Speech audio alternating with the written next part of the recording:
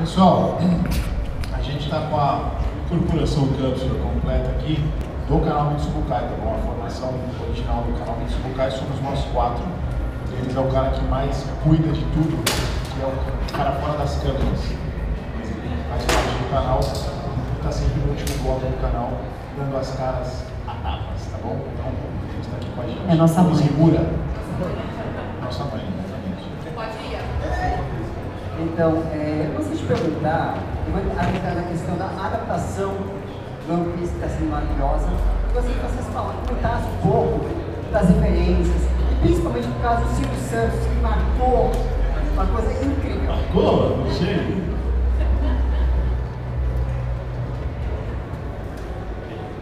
A culpa é sua desse Silvio Santos aí. Você tá me olhando o quê, meu irmão? Falando de adaptações, né, Eduardo? Isso.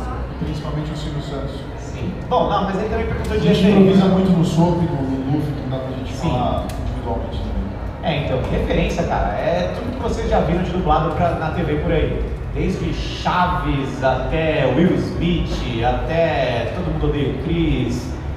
Tudo serve de referência pra gente. Consumimos de tudo durante toda a nossa vida. Então a referência vem muito daí. A gente pega as melhores piadas e também coisa ruim que a gente viu, né? E às vezes consegue transformar numa coisa boa. Mas basicamente daí. E cada personagem tem a sua característicazinha, né? E o legal da dublagem de One Piece, que eu acho, é que a característica original existe, né? Só que a gente meio que... A gente aumenta um pouquinho para dar aquela graça e também trazer para nossa brasilidade. E muito a gente dá o nosso toque pessoal e tal, mas muita coisa vem do Glauco, das adaptações de texto que ele faz e das referências que ele tem, né? Então a gente está lá, por exemplo, eu no Luffy, no início eu era completamente perdida, não sabia nem para onde ir, por isso que a função do diretor é tão importante. Ele me coloca a par de tudo, me colocou a par de tudo e foi fazendo pequenas adaptações que ele sabia que iam dar certo porque ele é profundo conhecedor da obra. Então ele me ensinou como é o Luffy. Então a partir do momento, é tipo aprender a andar de bicicleta. Ele foi lá com as rodinhas, me colocou para andar, depois ele foi tirando as rodinhas. Eu não ensinei nada, não? Eita. Então, temos também o Adrian Tatini, né? Não, o Adrian me Agora é hora, beijo pro pai, pro pai, pro meus tios, pro meus avós. Não, o Adrian também me mandou. Ele me mandou vários vídeos, várias coisas, me falava, o Luffy assim, o Luffy assado, essa cena é importante, o Luffy não sei o que, não. Então eles todos foram me colocando a par do Luffy para essa criação. Então, na verdade, eu tô falando do meu, né, do Luffy. Ele foi uma criação de todos que eu fui aprendendo aos poucos. Hoje em dia, se o Glauco ficar doente, não sei, não puder me dirigir em algum episódio, eu já vou saber como o Luffy funciona e vou fazer as adaptaçõezinhas lá dele, porque a vida do Luffy já está dentro de mim. E isso é muito importante, mas é tudo de referências que ele tinha na dublagem que engrandeceram a dublagem de One Piece. Bom dia. O lance que o Adrian falou de referências acontece em outras situações de dublagem também, mas não como cópia em One Piece, literalmente. Até porque as épocas transcendem, né? A gente não pode colocar nada datado. Confesso que uma hora ou outra cola lá, mas a ideia, principalmente dessas referências legais que marcaram a época, a gente tenta trabalhar para a atualidade. É uma aposta, pode ser que aquilo vive para sempre, igual, sei lá, uma palavra que o paulista sempre falava, mó legal. Não lembro disso em One Piece, mas eu ainda ouço, desde pequeno até hoje ainda ouço isso. Mas a ideia de cada como fala? Eu sempre falo a palavra referência inserida em One Piece. A gente já tem muitas coisas prontas que a gente pode homenagear e usar em One Piece, que é referências de dublagens que já deram muito certo, principalmente em época que não se tinha internet onde a galera assistia pelo original primeiro. Costumo falar que One Piece teve um desafio muito grande, porque a gente está com esse ano 26 anos de One Piece, né? E estreou em 2020 a versão dublada sem censura, Então é um desafio muito grande. 21 anos depois que a série já existia, é um perigo, porque você vai bater de frente, batemos de frente assim, mais pro lado do carinho, graças a Deus, com fãs fervorosos, assim, muita gente apoia pra caramba o nosso trabalho, mas sempre homenageando. Isso que a Carol e o Adam falaram, por exemplo, eles às vezes não acreditam, mas recentemente, acho que mês passado, ela gravou alguma coisa comigo no Luffy, e era uma cena simples, que ele tirava uma catota do nariz e falava, nossa, eu olhei para isso aqui e me deu até fome. E aí ela gravou e falou, não, muda esse texto aí. A catota era tão grande que eu pedi para ela, faz assim, ó, nossa, olha isso aqui, tá tão grande que parece um brigadeiro, vai lá e comeu. Eu quase morri. Porque a gente joga com a imagem, não simplesmente com o que está sendo dito. Aí a minha cabeça é meio lunática, porque moleque zoeiro de escola, brincalhão pra caramba, então remete tudo isso. Referências de amizade na escola, um monte de coisa, a gente brincava desse jeito, sabe? Então é isso, a imagem remeteu mais do que o próprio texto em si. Então aconteceu uma brincadeira no Luffy nesse sentido. Quinta série sempre ganha, né? Obrigado Sempre pela vence. pergunta. Tomaram bronca. Você é palhaço, né? Bom, então, que outro personagem eu faria? Eu já falei muitas vezes que o Luffy deveria ser. Mas infelizmente o Glauco tomou algumas escolhas. Não, brincadeira. Cara, assim, se eu não fizesse o Usopp, o outro personagem que eu gosto, porque eu sou muito fã de One Piece, eu sou um fã absurdo de One Piece desde que eu me conheço por gente, e pra mim o personagem que representa esse fã dentro do One Piece é o Bartolomeu, lá de Dressrosa. Ele é maluco, então se fosse pra fazer alguém, se eu não fosse alguém do bando, eu ia querer representar o quanto eu gosto de One Piece através da voz desse cara aí. Mas a pergunta, só para entender, então, eu ia responder diferente. Se a gente prefere gravar outro personagem ou qual outro a gente gravaria? Tá, entendi. Ainda bem que foi ele que respondeu primeiro, agora eu entendi. Porque eu ia falar que não. Não botaria nenhum outro. Não, o ideal já foi feito, cara. O ideal tá escrito já. A gente é muito os nossos personagens, impressionante.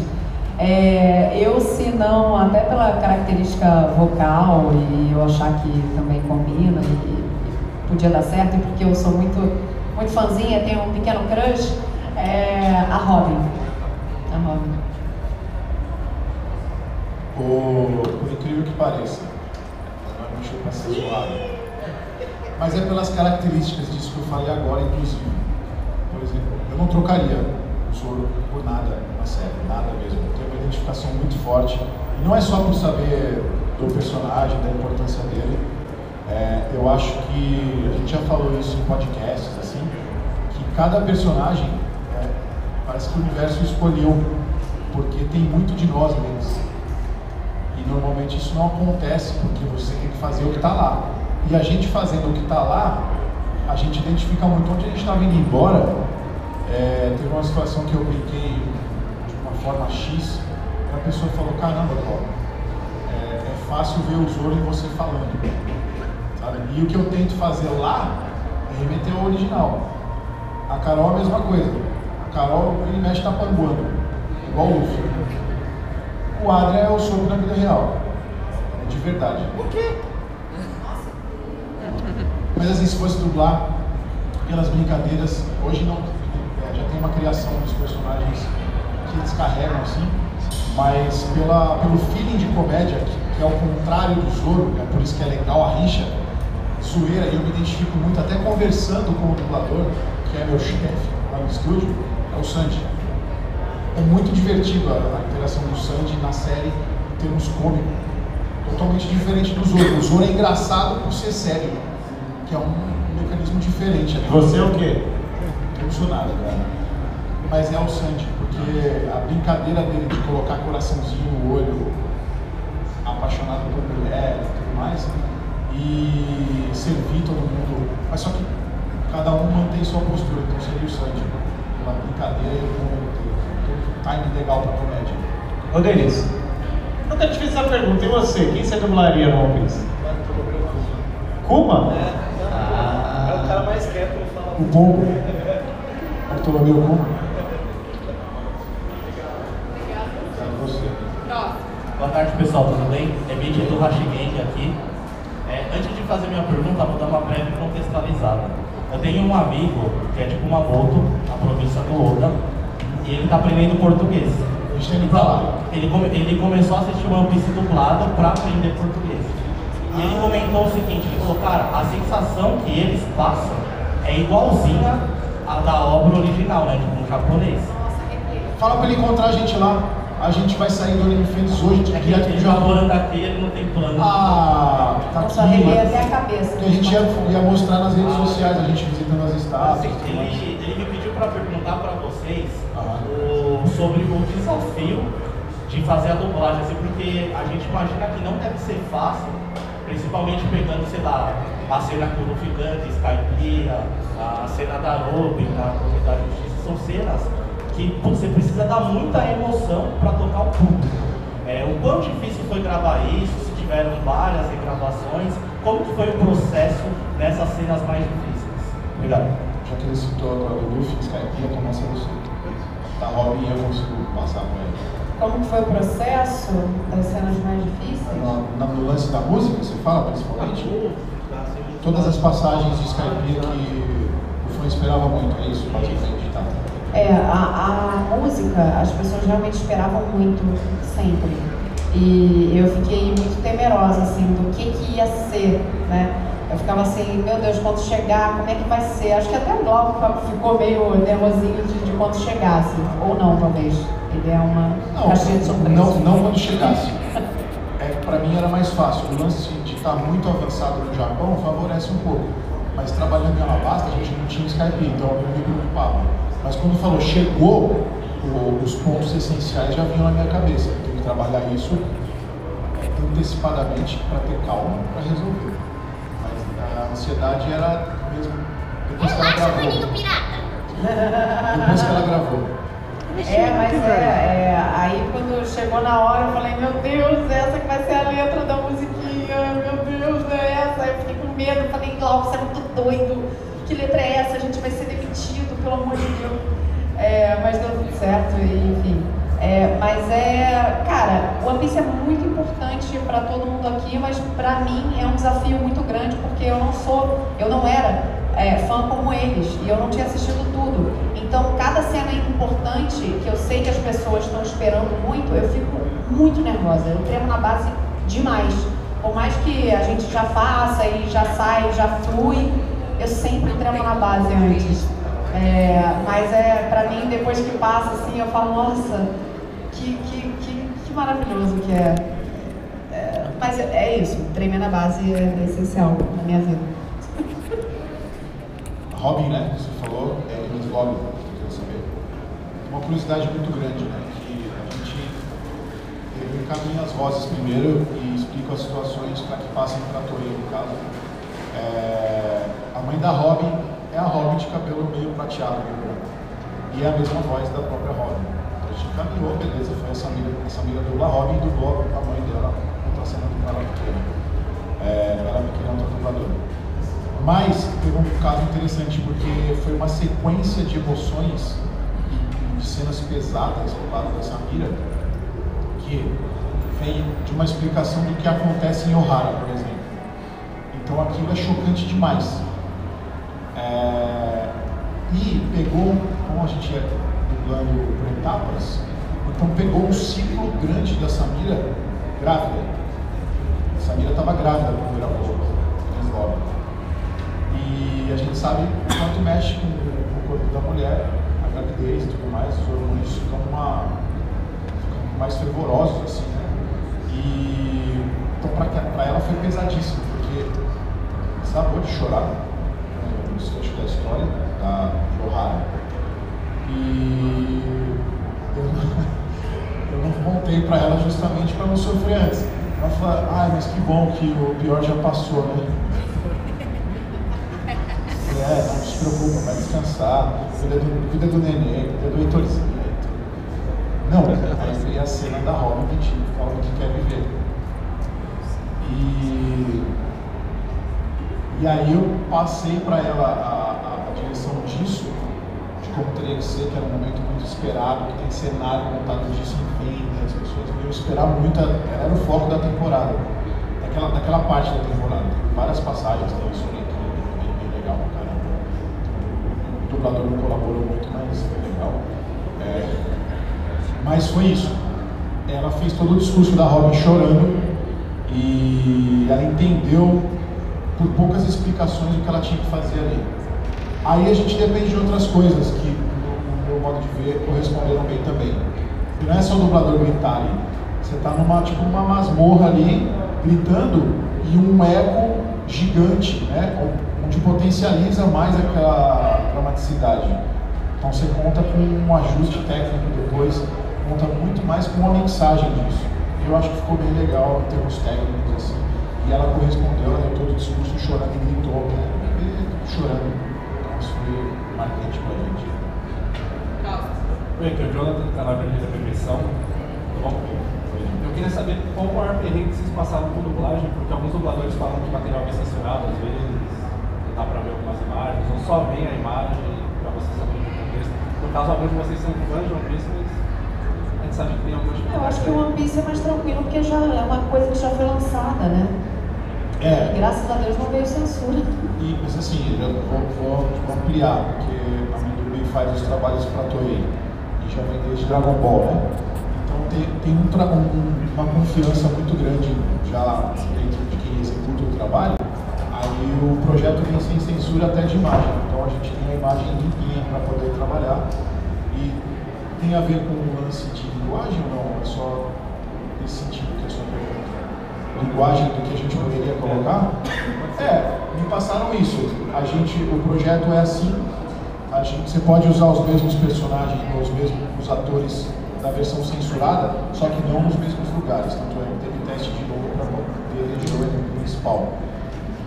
Como falaram que era para trabalhar com o material nativo, entende-se que o máximo de entendimento do que está sendo dito ali é para ser posto para fora.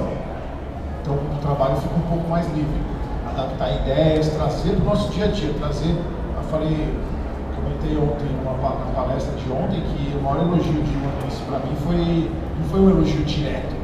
Nossa, foi muito legal. Foi falar que remeteu a Chaves. E a gente no podcast agora estava falando do que representa a dublagem de Chaves. É a maior dublagem de todos os tempos para mim. Por que é a melhor dublagem de todos os tempos? Maior naturalidade, o linguajar de Chaves, você falou na tua infância, você ouviu na tua casa, você ouviu dos amigos, você conversou e compartilhou com amigos, então é uma coisa muito assim, muito próxima, muito palpável, eu diria, mesmo você só vendo e ouvindo. Então isso foi o maior elogio, nem precisou falar se estava bom ou ruim. O meu entendimento de como é a dublagem de Chaves, sabe? E foi, claro que no começo é mais difícil, porque a gente não sabia para onde ia, a gente não sabia, a gente dublou para a Toei. Mesmo sendo um estúdio que presta serviços para a Netflix. E foi uma aposta, porque eu torci muito para que não fosse logo de cara para a TV aberta, porque a gente, tipo o Sandy, fala muito palavrão. E a gente soltou uma hora ou outra ali falando. A gente foi devagar, dificuldade grande, tive um pouco de medo, e eu fiquei pensando muito em como ele tratava o pai dele, adotivo, que era o Zef, o pirata cozinheiro lá. E ele fala no original velho de merda, é a palavra, né? Velho de merda. Aí eu falei, caramba, por que não usar o merda, né? Mas aí me veio na cabeça uma coisa para usar, que é até mais pesado que isso, mas que a TV não censura, velho lixo. Pesa na cabeça de vocês uma pessoa que é chamada de merda ou de lixo, você é um lixo, sabe? Eu acho que é até mais pesado, né? O merda a gente gasta à toa, assim, sabe? Então, surgiu isso. Aí, a notícia de que ia pra Netflix, opa, a gente já trabalha pra Netflix gosta de mais originalidade possível. Tanto é que a gente usa um pouquinho mais no linguajar dos Piratas do Barba Negra. É linguajar mais sujo, sabe? Linguajar mais carniceiro, assim. Então, uma hora ou outra ele solta uma coisinha assim, pra adequar o ambiente, não pra aparecer, nossa, tem uma palavrão pra caramba ali. Boa tarde, eu sou o Marcos, do Geek Pop News. Primeiro eu quero falar, você dublando o Sop, é o melhor personagem. Capitão, Sophie! Capitão! Não esquenta não, cara, é assim. Saiba que não anda Obrigado. Ele até gosta. A minha pergunta é sobre aquela cena em que vocês cantam a música do Dragon Ball durante o texto. O Wendel sabia que vocês iam cantar ou ele descobriu Não, porque ele já tinha gravado, né?